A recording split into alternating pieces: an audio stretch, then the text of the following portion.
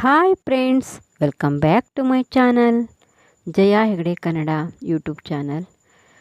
Friends, ನಾನಿವತ್ತು ನನ್ನ ಎಲ್ಲ ಗಿಡಗಳಿಗೆ ನಾನೇನೇನು ಮಾಡ್ತೀನಿ ಅನ್ನೋದನ್ನು ತೋರಿಸ್ತೀನಿ.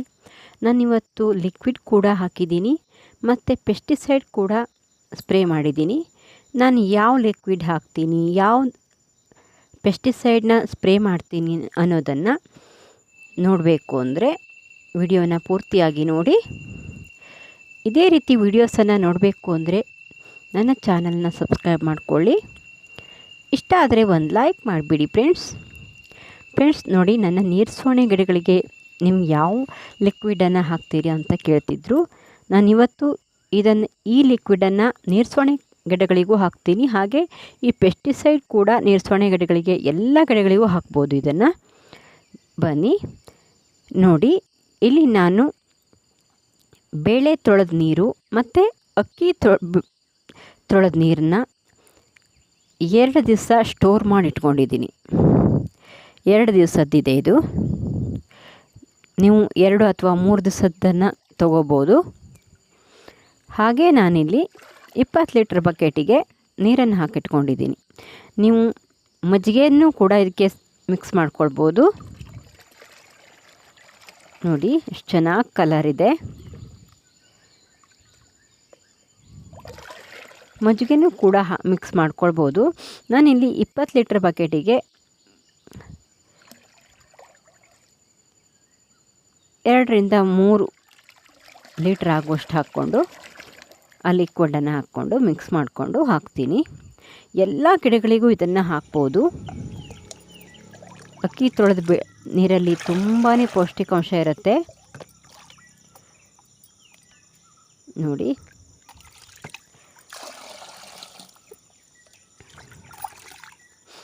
ನಾವು ಇದನ್ನು ಹಾಕೋದ್ರಿಂದ ಗಿಡಗಳಿಗೆ ಎಲ್ಲ ರೀತಿಯ ಪೌಷ್ಟಿಕಾಂಶಗಳು ಸಿಗುತ್ತೆ. ಫ್ರೆಂಡ್ಸ್, ನಾನು 8 ದಿನಕ್ಕೊಂದು ಸಾರಿ ಈ ಗಿಡಗಳಿಗೆಲ್ಲ ಪೆಸ್ಟಿಸೈಡು ಮತ್ತು ಲಿಕ್ವಿಡನ್ನು ಹಾಕ್ತೀನಿ. ನಾನು ಈ ವಾರ ಹಾಕಿರೋ ಲಿಕ್ವಿಡನ್ನು ಮುಂದಿನ ವಾರ ಹಾಕಲ್ಲ, ಬೇರೆ ಲಿಕ್ವಿಡನ್ನು ಹಾಕ್ತೀನಿ. ಹಾಗೆ ಮಾಡಿದಾಗ ಎಲ್ಲ ಗಿಡಗಳಿಗೂ ಎಲ್ಲ ಪೋಷಕಾಂಶಗಳು ಸಿಗತ್ತೆ. ಒಂದೊಂದು ಲಿಕ್ವಿಡಲ್ಲೂ ಒಂದೊಂದು ರೀತಿಯ ಪೋಷಕಾಂಶ ಇರುತ್ತಲ್ಲ, ಹಾಗಾಗಿ ನಾನು ನೋಡಿ ಇಲ್ಲಿ ಕಲೋಂಚೋ ಗಿಡಗಳಿಗೂ ಹಾಕಿದ್ದೀನಿ. ಫ್ರೆಂಡ್ಸ್, ನೀವು ನನ್ನ ಚಾನಲ್ಗೆ ಹೋದರೆ ಎಲ್ಲ ಮಾಹಿತಿನೂ ಸಿಗತ್ತೆ.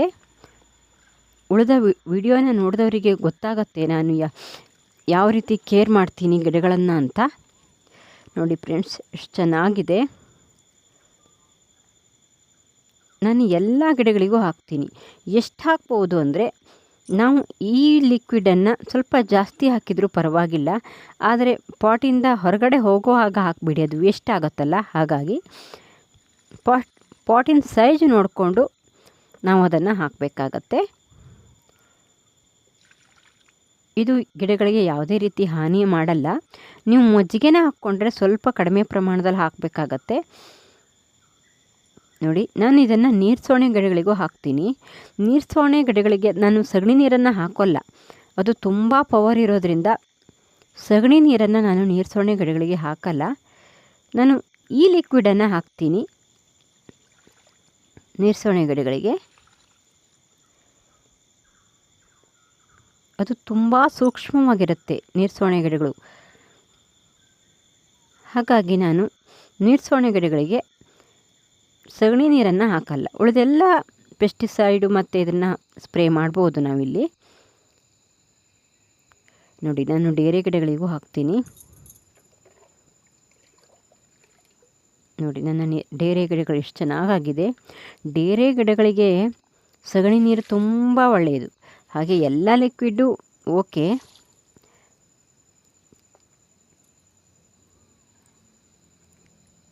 ಸಗಣಿಯಿಂದ ಮಾಡಿರೋ ಲಿಕ್ವಿಡು ಫ್ರೆಂಡ್ಸ್. ನೋಡಿ, ನೆಲದಲ್ಲಿ ನೆಟ್ಟಾಗ ನಾವು ಅದನ್ನು ಆ ಹುಲ್ಲುಗಳನ್ನು ತೆಗೆಯೋದೇ ಒಂದಾಗ್ಬಿಡತ್ತೆ. ನೋಡಿ, ನನಗೆ ಇಲ್ಲಿ ಟೈಮ್ ಸಿಕ್ಕಿಲ್ಲ, ತುಂಬ ಹುಲ್ಲಾಗಿತ್ತು. ನೋಡಿ, ನಾನು ಇದು ನೀರ್ಸೋಣೆ ಗಿಡಗಳಿಗೆ ಇದು ಬೆಸ್ಟ್ ಪೆಸ್ಟಿಸೈಡ್ ಅಂತ ಹೇಳ್ಬೋದು. ಇದು ಮೊನೋಸಿಲ್ ಅಂತ. ಇದು ಕೆಮಿಕಲ್ಲು. ನಾನು ತರಕಾರಿ ಗಿಡಗಳಿಗಾದರೆ ನಾನು ಯಾವುದೇ ರೀತಿ ಕೆಮಿಕಲ್ನ ಯೂಸ್ ಮಾಡಲ್ಲ. ಆದರೆ ಹೂವಿನ ಗಿಡಗಳಿಗೆ ನಾವು ಒಂದೊಂದು ಸಾರಿ ಇದನ್ನು ಸ್ಪ್ರೇ ಮಾಡಬೇಕಾಗತ್ತೆ. ಯಾಕಂದರೆ ಈ ಟೈಮಲ್ಲಿ ತುಂಬ ಕೀಟಗಳು ಬಂದುಬಿಡತ್ತೆ.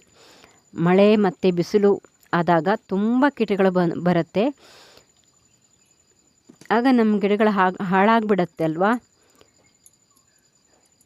ಹಾಗಾಗಿ ಇದು ಸ್ಮೆಲ್ ಇರೋದ್ರಿಂದ ಕೀಟಗಳು ಗಿಡಗಳ ಹತ್ರ ಬರಲ್ಲ. ಆದರೂ ಸ್ವಲ್ಪ ಮಳೆಯೆಲ್ಲ ಬಂದಾಗ ಬಂದುಬಿಡತ್ತೆ. ನೀವು ಬೇಕಾದರೆ ಗ್ಲೌಸ್ ಹಾಕ್ಕೊಳ್ಳಿ. ನೋಡಿ, ನಾವು ಯಾವುದೇ ಪೆಸ್ಟಿಸೈಡನ್ನು ಸ್ಪ್ರೇ ಮಾಡಬೇಕಾದ್ರೂ ಬೆಳಗ್ಗಿನ ಹೊತ್ತೇ ಮಾಡಬೇಕಾಗತ್ತೆ. ಯಾಕಂದರೆ ಬಿಸಿಲಿರೋ ಟೈಮಲ್ಲಿ ಸ್ವಲ್ಪ ಎಲ್ಲ ಹುಳಗಳು ಸತ್ತೋಗ್ಬಿಡತ್ತೆ. ಬಿಸಿಲಿಗೆ ಆ ಗಿಡಗಳಲ್ಲಿ ಒಣಗಿರುತ್ತೆ ನಾವು ಪೆಸ್ಟಿಸೈಡ್ ಸ್ಪ್ರೇ ಮಾಡಿರೋದು. ಹಾಗಾಗಿ ಬೆಳಗ್ಗಿನ ಹೊತ್ತೇ ನಾವು ಸ್ಪ್ರೇ ಮಾಡಬೇಕು. ನಾನು ಗಿಡಗಳಿಗೆ ಲಿಕ್ವಿಡ್ ಹಾಕಬೇಕಾದ್ರೂ ಅಷ್ಟೇ ಬೆಳಗ್ಗಿನ ಟೈಮಿಗೆ ನಾನು ಸ್ಪ್ರೇ ಮಾಡ್ತೀನಿ. ಸ್ಪ್ರೇ ಮತ್ತು ಲಿಕ್ವಿಡನ್ನು ಹಾಕ್ತೀನಿ. ಯಾಕಂದರೆ ಗಿಡಗಳು ಸೂರ್ಯನ ಬೆಳಕಲ್ಲಿ ತಮ್ಮ ಆಹಾರವನ್ನು ತಯಾರಿಸೋದ್ರಿಂದ ನಾವು ಹಗಲ ಹೊತ್ತೇ ನಾವು ಗಿಡಗಳಿಗೆ ನೀರು ಹಾಕಿ ಮತ್ತು ಲಿಕ್ವಿಡನ್ನು ಕೊಟ್ಟರೆ ಗಿಡಗಳು ಚೆನ್ನಾಗಿ ಅಬ್ಸರ್ವ್ ಮಾಡ್ಕೊಳ್ಳುತ್ತೆ. ಹಾಗಾಗಿ ನಾನು ಯಾವುದೇ ಲಿಕ್ವಿಡ್ ಕೊಡಬೇಕಾದ್ರೂ ಬೆಳಗ್ಗಿನ ಹೊತ್ತೇ ಕೊಡ್ತೀನಿ. ಚೆನ್ನಾಗಿ ಮಿಕ್ಸ್ ಮಾಡಿ. ಬನ್ನಿ ಫ್ರೆಂಡ್ಸ್, ನಾನಿಲ್ಲಿ ಸ್ಪ್ರೇ ಬಾಟ್ಲಿಗೆ ಹಾಕ್ಕೊಂಡು ನೋಡಿ, ನಾನಿಲ್ಲಿ ಎಷ್ಟು ಹಾಕ್ಕೊಂಡಿದ್ದೀನಿ ಅಂತ ಹೇಳಿಲ್ಲ. ನೀವು ನೋಡಿದ್ದೀರಾ ಅಂದ್ಕೊಳ್ತೀನಿ. ನಾನು 5 ಲೀಟ್ರ್ ನೀರಿಗೆ 1 ಹನಿ ಅಥವಾ 2 ಹನಿ ಆಗುವಷ್ಟು ಹಾಕ್ಕೊಂಡಿದ್ದೀನಿ ಅಷ್ಟೇ. ಅಷ್ಟು ಹಾಕ್ಕೊಂಡ್ರೆ ಸಾಕು, ನಾವು ಜಾಸ್ತಿ ಹಾಕೋದು ಬೇಡ. ಮಳೆಯಲ್ಲಿರುವ ಗಿಡಗಳಿಗಾದರೆ ನಾವು ಸ್ವಲ್ಪ ಜಾಸ್ತಿ ಹಾಕ್ಬೋದು.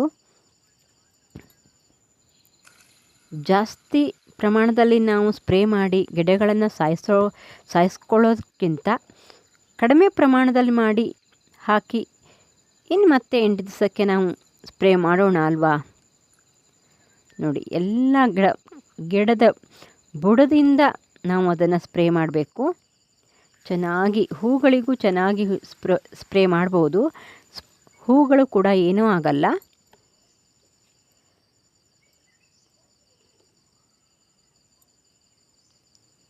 ನೋಡಿ ಎಷ್ಟು ಚೆನ್ನಾಗಿ ಹೂ ಬಿಟ್ಟಿದೆ ಅಂತ.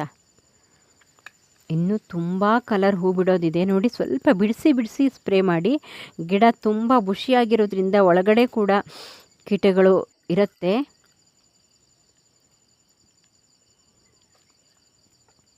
ಎಲ್ಲ ಗಿಡಗಳಿಗೂ ನಾನು ಚೆನ್ನಾಗಿ ಸ್ಪ್ರೇ ಮಾಡ್ತೀನಿ. ಗಿಡದ ಎಲೆಯ ಅಡಿಭಾಗದಲ್ಲೂ ಕೂಡ ನಾವು ಸ್ಪ್ರೇ ಮಾಡಬೇಕಾಗತ್ತೆ. ಇಲ್ಲಿ ನಾನು ಒಂದೇ ಕೈಲಿ ಹಿಡ್ಕೊಂಡು ಮಾಡೋದ್ರಿಂದ ಅಷ್ಟು ಗೊತ್ತಾಗಲ್ಲ ನಿಮಗೆ ನಾನು ಸ್ಪ್ರೇ ಮಾಡಿರೋದು. ನೋಡಿ, ಇಲ್ಲಿ ನೀರ್ಸೋಣೆ ಗಿಡಗಳಲ್ಲಿ ಇದೇ ರೀತಿ ಆಗಿಬಿಡತ್ತೆ. ಕೀಟಗಳು ಮೊಟ್ಟೆ ಇಟ್ಟು ಮರಿಯಾಗಿದೆ ಇಲ್ಲಿ. ನೋಡಿ, ನಾನು ಅದನ್ನು ಬಿಡಿಸಿ ಹುಳಗಳನ್ನು ಸಾಯಿಸ್ತಾ ಇರಬೇಕಾಗತ್ತೆ. ಅದಿಲ್ಲ ಅಂದರೆ ಅವು ದೊಡ್ಡ ಆಗಿ ಎಲ್ಲ ಗಿಡಗಳನ್ನು ಎಲೆಗಳನ್ನೆಲ್ಲ ತಿಂದುಬಿಡುತ್ತೆ. ನಾವು ಈ ಸ್ಪ್ರೇ ಮಾಡೋದ್ರಿಂದ ಅಷ್ಟೊಂದು ಕೊಟ್ಟೆ ಆಗಲ್ಲ. ಆ ರೀತಿ ಹುಳಗಳು ಮೊಟ್ಟೆ ಇಡಲ್ಲ. ಆದರೂ ಕೆಲವು ನಾವು ಮಳೆ ಬರ್ತಾ ಇರೋದ್ರಿಂದ ನಾವು ಸ್ಪ್ರೇ ಮಾಡಿರೋದು ಜಾಸ್ತಿ ದಿವಸ ಉಳಿಯಲ್ಲ. ಹಾಗಾಗಿ ಕೊಟ್ಟೆ ಆಗಿಬಿಡತ್ತೆ.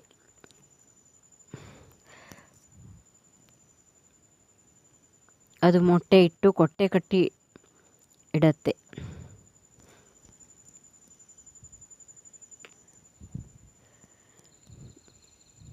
ನೋಡಿ ಫ್ರೆಂಡ್ಸ್, ಚಿಟ್ಟೆಗಳು ಬಂದು ಮೊಟ್ಟೆ ಇಡ್ತಾ ಇವೆ. ನೋಡಿ ಫ್ರೆಂಡ್ಸ್, ನೋಡಿ ನಾನಿವತ್ತು ಎಲ್ಲ ಸೇವಂತಿಗೆ ಗಿಡಗಳು ನಾವು ಎಷ್ಟು ದಿನ ಬಂದು ಈ ರೀತಿ ಎಲೆಗಳನ್ನು ತೆಗೆದ್ರು ಕೆಲವೊಂದು ಗಿಡದಲ್ಲಿ ಹಾಗೆ ಉಳಿದ್ಬಿಡತ್ತೆ. ಒಂದೊಂದು ದಿವಸ ಬೇಜಾರಾಗಿಬಿಡತ್ತೆ. ಇವೆಲ್ಲ ನೋಡಿ ಎಲೆಗಳನ್ನೆಲ್ಲ ಅಲ್ಲಿ ನೋಡಿ ಹಣ್ಣಾಗಿರೋ ಎಲೆಗಳು ಕೊಳೆತು ಹೋಗಿದೆ ನೀರು ತಾಗಿ. ಆ ರೀತಿ ಎಲೆಗಳನ್ನೆಲ್ಲ ನಾವು ತೆಗೀತಾ ಇರಬೇಕಾಗತ್ತೆ. ಹಾಗಾದರೆ ಮಾತ್ರ ಗಿಡಗಳು ಚೆನ್ನಾಗಿ ಬೆಳೆಯುತ್ತೆ. ಇಲ್ಲ ಅಂದರೆ ಅಲ್ಲಿ ಫಂಗಸ್ ಆಗಿಬಿಡತ್ತೆ. ನಾವು ಪೆಸ್ಟಿಸೈಡ್ನ ಸ್ಪ್ರೇ ಮಾಡೋಕ್ಕೂ ಮುಂಚೆ ನಾವು ಈ ಕೆಲಸನ ಮಾಡ್ಕೊಳ್ಬೇಕು. ನಾವು ಗೋಡೆ ಸೈಡ್ ಇಟ್ಟಿರೋ ಗಿಡಗಳನ್ನು ಈ ರೀತಿ ತಿರ್ಸಿ ಇಡಬೇಕು. ಆ ಕಡೆ ಗೋಡೆ ಸೈಡ್ ಇರೋದನ್ನು ಈ ಕಡೆ ಬಿಸಿಲಿಗೆ ಬರೋ ಹಾಗೆ ಮಾಡಬೇಕು. ಹಾಗಿಡ್ತಾ ಇರಬೇಕು. ವಿಡಿಯೋ ನೋಡಿದ್ದಕ್ಕೆ ಧನ್ಯವಾದ ಫ್ರೆಂಡ್ಸ್. ಬಾಯ್. ಮುಂದಿನ ವಿಡಿಯೋದಲ್ಲಿ ಸಿಗೋಣ.